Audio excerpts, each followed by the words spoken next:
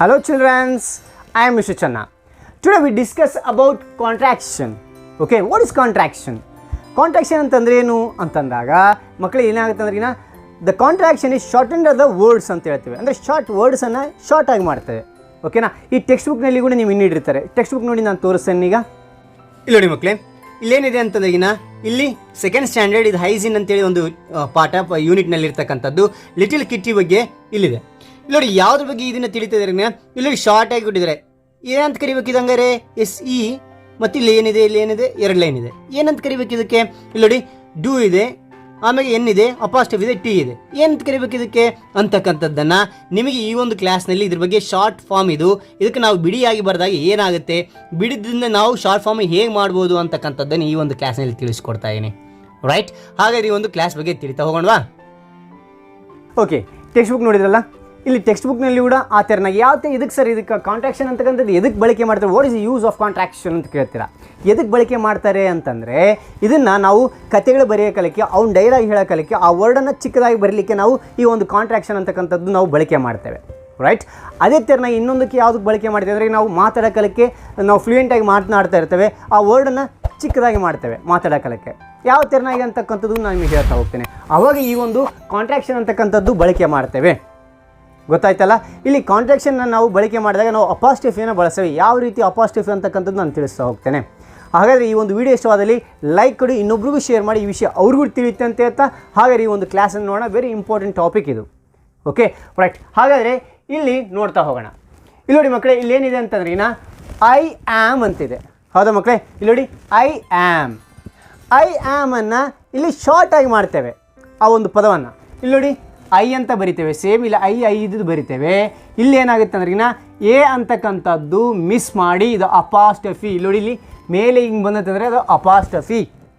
ಇದು ಅಪಾಸ್ಟ್ರಫಿ ಹಾಕಿ ಎಮ್ ಅನ್ನು ಬರಿತೇವೆ, ಎ ಅನ್ನೋದು ಮಿಸ್ ಆಗುತ್ತೆ, ಇಲ್ಲಿ ಎಮ್ ಅಂತಕ್ಕಂಥದ್ದು ಬರಿತೇವೆ. ಇಲ್ಲಿ ನೋಡಿ ಐ ಆಮ್ ಅಂತ ಹೇಳಿವಿ, ಇಲ್ಲಿ ಅಪಾಸ್ಟ್ರಫಿ ಹಾಕಿ ಇಲ್ಲಿ ಬರೆದಾಗ ಇಲ್ಲಿ ಪ್ರೊನೌನ್ಸ್ ಕೂಡ ಚೇಂಜ್ ಆಗುತ್ತೆ, ನಾವು ಹೇಳ್ತಕ್ಕಂಥ ಪದ ಕೂಡ ಚೇಂಜ್ ಆಗುತ್ತೆ. ಆಮ್ ಅಂತ ಕರಿತೇವೆ. ಇಲ್ಲಿ I am okay, am mister ಚೆನ್ನ ಅಂತ ನಾನು ಹೇಳ್ತೇನೆ. ಇಲ್ಲಿ ಹೇಳೋಕ್ಕೆ ಐ ಆಮ್ ಮಿಸ್ಟರ್ ಚೆನ್ನ ಅಂತ ಬಿಡಿ ಹಾಗೆ ಹೇಳಿದಾಗ ಇದಾಗುತ್ತೆ. ಇಲ್ಲಿ ಶಾರ್ಟಾಗಿ ಹೇಳಿದಾಗ ಐ ಆಮ್ ಮಿಸ್ಟರ್ ಚೆನ್ನ, ಐ ಆಮ್ ಮಿಸ್ಟರ್ ಜಾನ್. ಈ ರೀತಿಯಾಗಿ ನಾವೇನು ಮಾಡ್ತೇವೆ ಅಂದ್ರೆ ಬಳಕೆ ಮಾಡ್ತಾ ಹೋಗ್ತೇವೆ. ಇಲ್ಲಿ ನೋಡಿ ಫಾರ್ ಎಕ್ಸಾಂಪಲ್ ಇಲ್ಲಿ ನೋಡಿದರೆ ವಾಟ್ಸ್ ಯುವರ್ ನೇಮ್ ಅಂತಿದೆ. ಇಲ್ಲಿ ನೋಡಿ ವಾಟ್ಸ್ ಯುವರ್ ನೇಮ್ ಅಂದ್ರೆ ಇದನ್ನು ಬಿಡಿಸಿ ಬರೆದಾಗ ಏನಾಗುತ್ತೆ ಅಂತ ಇಲ್ಲಿ ವಾಟ್ WHAT ವಾಟ್ ಈಸ್ ಅಂತಕ್ಕಂಥದ್ದಾಗುತ್ತೆ. ಅಪಾಸ್ಟ್ರಫಿ ಬಿಟ್ಟು ನಾವು ಬರೆದಾಗ ಐ ಅಂತಕ್ಕಂಥದ್ದು ಹೋಗಿರುತ್ತೆ. ವಾಟ್ ಈಸ್ ಯುವರ್ ನೇಮ್ ಅಂತ ಕೇಳ್ತೇವೆ. ಅದೇ ಥರನಾಗಿ ಇಲ್ಲಿ ನಾವು ಶಾರ್ಟಾಗಿ ಕೇಳಿದಾಗ ಏನಾಗುತ್ತೆ, ವಾಟ್ಸ್ ಯುವರ್ ನೇಮ್ ಅಂತ ಕೇಳ್ತೇವೆ. ಓಕೆ, ಇಲ್ಲಿ ನೋಡಿ ಎಷ್ಟು ವ್ಯತ್ಯಾಸ ಆಯ್ತು ನೋಡಿ. ಇಲ್ಲಿ IS ಈಸ್ ಅಂತಕ್ಕಂಥ ಶಾರ್ಟ್ ಆಗಿ ಇಲ್ಲಿ ಕಾಂಟ್ರಾಕ್ಷನ್ ಆಗಿ ಏನಾಗುತ್ತೆ ಅಂತಂದ್ರೆ ಅದು ಇಲ್ಲಿ ಎಸ್ ಅಂತಕ್ಕಂಥದ್ದು ಐ ಮಿಸ್ ಆಗಿ ಇಲ್ಲಿ ಎಸ್ ಆಗುತ್ತೆ. ಈ ರೀತಿಯಾಗಿ ಬಳಸ್ತಾ ಹೋಗ್ತೇವೆ. ಹಾಗಾದರೆ ಕೆಲವೊಂದು ಮುಖ್ಯವಾಗಿರ್ತಕ್ಕಂತಹ ನಾಟ್, ಈಸ್, ವಿಲ್, ಆರ್ ಅಂತಕ್ಕಂಥದ್ದನ್ನು ಹ್ಯಾವ್, ಹ್ಯಾಡ್ ಅಂತಕ್ಕಂಥದ್ದು ಕೂಡ ನಾವು ಹ್ಯಾಸ್ ಅಂತ ಸೇರಿಸ್ತಾ ಹೋಗ್ತೇವೆ. ಆದರೆ ಇಲ್ಲಿ ನಾನು ಕೆಲವೊಂದು ಇಂಪಾರ್ಟೆಂಟ್ ಆಗಿರ್ತಕ್ಕಂಥದ್ದು ನಾನು ನಿಮಗೆ ತಿಳಿಸ್ತಾ ಇದ್ದೀನಿ ಮಕ್ಕಳೇ, ಅಷ್ಟೇ. ರೈಟ್, ಹಾಗಾದರೆ ಇಲ್ಲಿ ಒಂದೊಂದಾಗಿ ತಿಳಿತಾ ಹೋಗೋಣ. ನಾಟ್ ಅಂತಕ್ಕಂಥದ್ದನ್ನು ಯಾವ ರೀತಿಯಾಗಿ ಬಳಸ್ತಾ ಹೋಗ್ತೇವೆ ಅಂತಕ್ಕಂಥದ್ದು ತಿಳಿಸ್ತಾ ಹೋಗ್ತಾನೆ. ರೈಟ್, ಇಲ್ಲಿ ನಾಟ್ ನೋಡಿ, ಇಲ್ಲಿ ಕ್ಯಾನ್ ನಾಟ್ ನಾವು ಹೇಳೋಕ್ಕೆಲ್ಲ ಕೆನಾಟ್ ಅಂತ ಹೇಳ್ತೀವಿ, ಕ್ಯಾನ್ ನಾಟ್ ಅಂತ ಹೇಳ್ತೀವಿ. ಇಲ್ಲಿ ಕೆನಾಟ್ ಬಿಡಿ ಬರೆದಾಗ ಈ ರೀತಿಯಾಗಿರುತ್ತೆ. ಇದು ನಾವು ಕಾಂಟ್ರಾಕ್ಷನ್ ಅಂತ ನಾವು ಕೂಡಿಸಿ ಬರೆದಾಗ ಅವಾಗ ಏನಾಗುತ್ತೆ ನೋಡಿ, ಮಿಸ್ ಆಗುತ್ತೆ. ಇಲ್ಲಿ ಎನ್ನುವ ಅಂತಕ್ಕಂಥದ್ದು ಇರೋದಿಲ್ಲ. ಇಲ್ಲಿ ಅಪಾಸ್ಟ್ರಫಿ ಹಾಕಿ ಟಿ ಅಂತ ಇಡ್ತೀವಿ, ಕೆನ್ ಪಕ್ಕ ಟಿ ಇಡ್ತೇವೆ. ಅವಾಗ ಏನಂತ ಹೇಳ್ತೀವಿ, ಉಚ್ಚಾರಣೆ ಕೆನಾಟ್ ಅಂತ ಹೇಳ್ತೇವೆ. ಇಲ್ಲಿ ಕಾಂಟ್ ಅಂತ ಹೇಳ್ತೇವೆ. ಕಾಂಟ್ ಏನಂತ ಹೇಳ್ತೇವೆ, ಕಾಂಟ್ ಅಂತ ಹೇಳ್ತೇವೆ. ಇಲ್ಲಿ ಉಚ್ಚಾರಣೆ ಕೂಡ ಚೇಂಜ್ ಆಗುತ್ತೆ. ಓಕೆನಾ, ಪ್ರೊನೌನ್ಸಿಯೇಷನ್ ಚೇಂಜ್ ಆಗ್ತಾ ಹೋಗುತ್ತೆ. ಓಕೆನಾ, ಅದ ನಂತರ ನೆಕ್ಸ್ಟ್ ನೋಡಿ ಆರ್ ನಾಟ್ ಇದೆ. ಆರ್ ನಾಟ್ ಬಿಡಿಯಾಗಿದೆ. ನಾವು ಇಲ್ಲಿ ಕೂಡಿಸಿ ಬರೆದಾಗ ಏನಾಗುತ್ತೆ ಅಂದ್ರೆ ಆರಂಟ್ ಅಂತಕ್ಕಂಥದ್ದಾಗುತ್ತೆ. ಇಲ್ಲಿ ಏನು ಮಿಸ್ ಆಗಿದೆ ನೋಡಿ, ಆರ್ ಇದ್ದಿದ್ದು ಆರ್ ಸೇಮ್ ಬರೆದಿದ್ವಿ, ಇಲ್ಲಿ ಓ ಅಂತಕ್ಕಂಥದ್ದು ಮಿಸ್ ಆಗಿದೆ. ಇಲ್ಲಿ ನೋಡಿ ಅದ್ರ ಬದಲು ಇಲ್ಲಿ ಅಪಾಸ್ಟ್ರಫಿ ಅಂತಕ್ಕಂಥದ್ದು ಬಳಸಿದ್ದಾರೆ. ಓಕೆ, ಇದೇನಂತೀವಿ ನಾವು ಆರಂಟ್ ಅಂತ ಕರಿತೇವೆ. ಆರಂಟ್ಸ್, ಆರ್ ನಾಟ್ ಆರಂಟ್ಸ್ ಅಂತೇಳಿ ಶಾರ್ಟಾಗಿ ನಾವು ಬಳಸ್ತಾ ಹೋಗ್ತೇವೆ. ರೈಟ್, ಅಲ್ಲಿ ನೋಡಿ ಡೂ ನಾಟ್ ಇದೆ. ಡೂ ನಾಟ್ ಇಲ್ಲಿ ನಾವು ಅಪಾಸ್ಟ್ರಫಿ ಹಾಕಿದಾಗ ಡೂ ಅಂತಕ್ಕಂಥದ್ದು ಸೇಮ್ ಬರಿತೇವೆ. ಇಲ್ಲಿ ಓ ಅಂತಕ್ಕಂಥದ್ದು ಮಿಸ್ ಆಗಿರ್ತಕ್ಕಂಥದ್ದು, ಇಲ್ಲ ಅದ್ರ ಬದಲು ಆ ಒಂದು ಪ್ಲೇಸ್ನಲ್ಲಿ ಇಲ್ಲಿ ಅಪಾಸ್ಟ್ರಫಿ ಹಾಕಿ ಬರಿತೇವೆ. ಅದನ್ನೇನಂತ ಕರಿತೀವಿ ಅಂದ್ರೆ ಡೋಂಟ್ ಏನಂತೀವಿ, ಡೋಂಟ್ ಅಂತಕ್ಕಂಥದ್ದು ಇಲ್ಲಿ ಪ್ರೊನೌನ್ಸ್ ಮಾಡ್ತೇವೆ. ಓಕೆ, ಅದ ಅಂತ ನೋಡಿ ಈಸ್ ನಾಟ್ ಇದೆ. ಈಸ್ ನಾಟ್ ಈಸ್ ಯಾವ ಥರನಾಗಿರುತ್ತೆ ಅದೇ ಸೇಮ್ ಥರನಾಗಿರುತ್ತೆ. ನಾಟ್ ಅಂತಕ್ಕಂಥದ್ದು ಓ ಅಂತಕ್ಕಂಥದ್ದು ಮಿಸ್ ಆಗುತ್ತೆ. ಸೇಮ್ ಓ ಮಿಸ್ ಆಗಿ ಅಪಾಸ್ಟ್ರಫಿ ಇಲ್ಲಿ ಬಳಸ್ತಾರೆ. ಇಸಂಟ್ ಇಟ್ ಅಂತ ಕೇಳ್ತಿರ್ತಾರೆ ಕೆಲವೊಬ್ರು. ಈ ರೀತಿಯಾಗಿ ಏನಾಗುತ್ತೆ ಅಂದ್ರೆ ಇಲ್ಲಿ ಅಪಾಸ್ಟ್ರಫಿ ಬಳಸಿದಾಗ ಬಿಡಿಸಿ ನಾವು ಕಂಡುಹಿಡಿಯೋದು ನಾವು ಕಲ್ತ್ಕೋಬೇಕಾಗತ್ತೆ. ಈ ರೀತಿಯಾಗಿ ಇದು ನಾವೇನಂತೀವಿ ಶಾರ್ಟ್ ಫಾರ್ಮ್ಲಿ ಇಸಂಟ್ ಅಂತ ಕರಿತೇವೆ.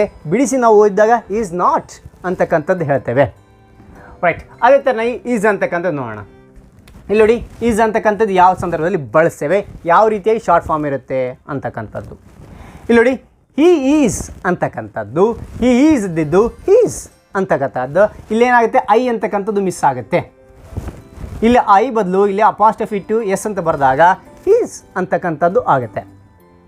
ಓಕೆ, ಅದ ನಂತರ ದಟ್ ಈಸ್ ಅಂತಿದೆ, ದಟ್ ಈಸ್ ಇದೆ, ಬಿಡಿ ಬಿಡಿಯಾಗ ದಟ್ ಈಸ್ ಅಂತಕ್ಕಂಥದ್ದಾಗುತ್ತೆ. ಇಲ್ಲಿ ಬಿಡಿಸಿ ಅವು ಎರಡು ಕೂಡಿಸಿ ಆಗ್ತದೆ. ಇಲ್ಲಿ ಕಾಂಟ್ರಾಕ್ಷನ್ ಮಾಡಿದಾಗ ಬಿಡಿಸಿ ಆದಾಗ ಇಲ್ಲಿ ಐ ಅಂತಕ್ಕಂಥದ್ದು ಮಿಸ್ ಆಗುತ್ತೆ. ಆ ಒಂದು ಪ್ಲೇಸ್ನಲ್ಲಿ ಇಲ್ಲಿ ಅಪಾಸ್ಟ್ರಫಿಯನ್ನು ಬಳಸ್ತೇವೆ. ದಟ್ಸ್ ಇಟ್ ಅಂತ ಕರಿತೀವಿ. ಓಕೆ, ಇಲ್ಲಿ ದಟ್ಸ್ ಅಂತಕ್ಕಂಥದ್ದು ಇಲ್ಲಿ ಬಳಸ್ತಾ ಹೋಗ್ತೇವೆ. ಇಲ್ಲಿ ಇದು ಅಪಾಸ್ಟ್ರಫಿ ದಟ್ ಅಂತ ಬರೆದು ಅಪಾಸ್ಟ್ರಫಿ ಬರೆದು ಎಸ್ ಬರೆದ್ರೆ ಅದು ದಟ್ಸ್ ಅಂತಕ್ಕಂಥದ್ದಾಗುತ್ತೆ. ರೈಟ್, ಅದ ನಂತರ ಇಲ್ಲಿ ವಾಟ್ ಈಸ್ ಅಂತ ಹೇಳಿ ಬಿಡಿಸಿ ಬಿಡಿಸಿ ಬರ್ತೇವೆ. ವಾಟ್ ಈಸ್ ಅಂತಂದಾಗ ಇಲ್ಲಿ ಕೂಡಿಸಿ ಬರೆದಾಗ ವಾಟ್ಸ್, ಇಲ್ಲಿ ಹೇಳಿದ್ನಲ್ಲ ವಾಟ್ಸ್ ಯುವರ್ ನೇಮ್ ಅಂತ ಕೇಳ್ತೀವಿ. ವಾಟ್ಸ್ ಅಂತಕ್ಕಂಥ ಶಾರ್ಟ್ ಫಾರ್ಮ್, ಇಲ್ಲಿ ಶಾರ್ಟ್ ಫಾರ್ಮ್ ನೋಡ್ಬೋದು. ಇಲ್ಲಿ ಅಪಾಸ್ಟ್ರಫಿ ಹಾಕಿದರೆ ಇಲ್ಲಿ ವಾಟ್ ಈಸ್ ಅಂತಕ್ಕಂಥದ್ದು ಆಗುತ್ತೆ. ಇಲ್ಲಿ ಐ ಮಿಸ್ ಆಗಿದೆ, ಆ ಪ್ಲೇಸ್ನಲ್ಲಿ ಅಪಾಸ್ಟ್ರಫಿ ಬಳಸಿದ್ದಾರೆ. ಓಕೆನಾ ಮಕ್ಕಳೇ? ರೈಟ್, ಅದಾನಂತರ ದೇರ್ ಈಸ್ ಅಂತಿದೆ. ದೇರ್ ಈಸ್ ಅಂದರೆ ದೇರ್ಸ್ ಅಂತ ಕರಿತೇವೆ. ಓಕೆ, ದೇರ್ಸ್ ಅಂದ್ರಿಗಿನ ಇಲ್ಲಿ ಐ ಅಂತಕ್ಕಂಥದ್ದು ಮಿಸ್ ಆಗಿದೆ, ಅದ್ರ ಬದಲು ನಾವು ಅಪಾಸ್ಟ್ರಫಿ ಬಳಸ್ತೇವೆ.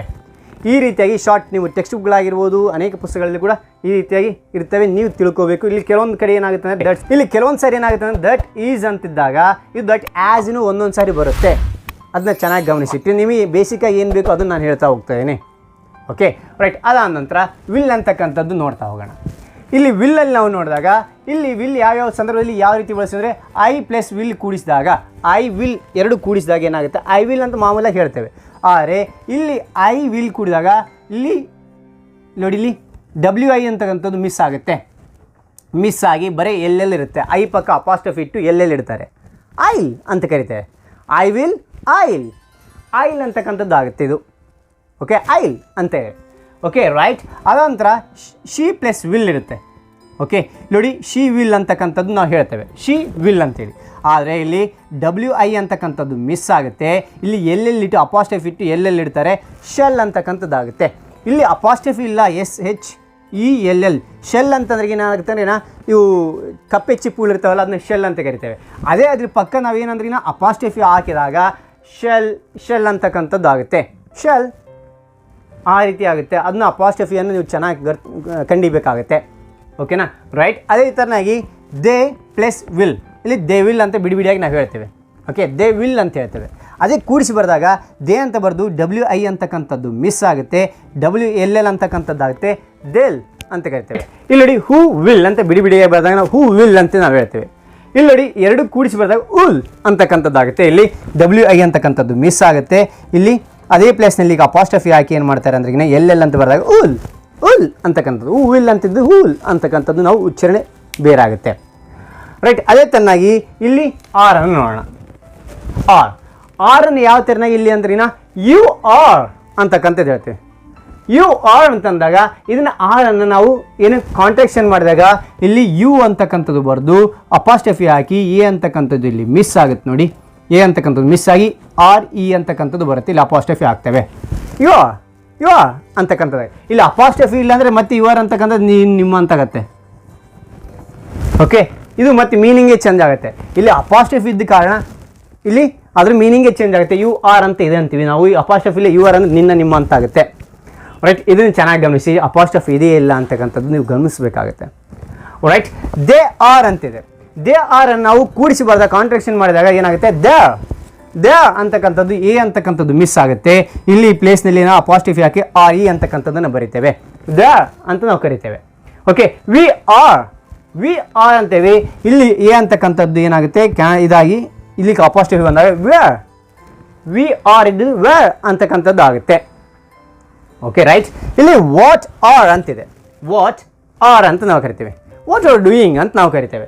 ಇಲ್ಲಿ ಇದ್ದಾಗ ಇಲ್ಲಿ ನೋಡಿ ಈ ಎ ಅಂತಕ್ಕಂಥದ್ದು ಇಲ್ಲಿ ಮಿಸ್ ಆಗುತ್ತೆ. ಈ ಒಂದು ಪ್ಲೇಸ್ನಲ್ಲಿ ಏನಂತೆ ಇಲ್ಲಿ ಅಪಾಸ್ಟ್ರಫಿ ಹಾಕ್ತೇವೆ. ವಾಚ್ ಅಂತಕ್ಕಂಥದ್ದು ಹೇಳ್ತೀವಿ. ವಾಟ್ ಆರ್ ಡೂಯಿಂಗ್, ವಾಟರ್ ಅಂತಕ್ಕಂಥದ್ದು ಇಲ್ಲಿ ಹೇಳ್ತೇವೆ. ಈ ರೀತಿಯಾಗಿ ನೀವು ಕೂಡ ಇದನ್ನು ಚೆನ್ನಾಗಿ ಕಲ್ತ್ಕೋಬೇಕಾಗುತ್ತೆ. ಇಲ್ಲಾಂದ್ರೆ ಇಲ್ಲಿ ಓದಲಿಕ್ಕೆ ನಿಮಗೆ ಅನುಕೂಲ ಆಗುತ್ತೆ, ಮಾತನಾಡುವ ಕೂಡ ನೀವು ಅನುಕೂಲ ಆಗುತ್ತೆ. ನಿಮಗೆ ಹೆಚ್ಚಿನ ಒಂದು ಕಾಂಟ್ರಾಕ್ಷನ್ಸ್ ಬೇಕಾ, ಹಾಗೆ ಲಿಂಕ್ ಡಿಸ್ಕ್ರಿಪ್ಷನ್ ಇರುತ್ತೆ, ಅಲ್ಲಿ ಕ್ಲಿಕ್ ಮಾಡೋಕೆ ನೀವು ಆ ಒಂದು ಪಿಕ್ಚರ್ ನೋಡಿ ನಿಮಗೆ ಇನ್ನೂ ಅನೇಕ ರೀತಿಯಾಗಿರ್ತಕ್ಕಂಥ ಒಂದು ಕಾಂಟ್ರಾಕ್ಷನ್ಗಳಿದ್ದಾವೆ ಅಂತ ಹೇಳ್ತಾ, ಹಾಗೆ ಈ ಒಂದು ವಿಡಿಯೋ ನಿಮಗೆ ಹೇಗೆ ಅನಿಸ್ತು, ಚೆನ್ನಾಗಿ ಅನಿಸ್ತಾ, ಹಾಗಾದರೆ ಲೈಕ್ ಮಾಡಿ, ಇನ್ನೊಬ್ರಿಗೂ ಶೇರ್ ಮಾಡಿ ಅಂತ ಹೇಳ್ತಾ ಈ ವಿಡಿಯೋ ಮುಗಿಸ್ತೀನಿ. Thank you for watching. Bye.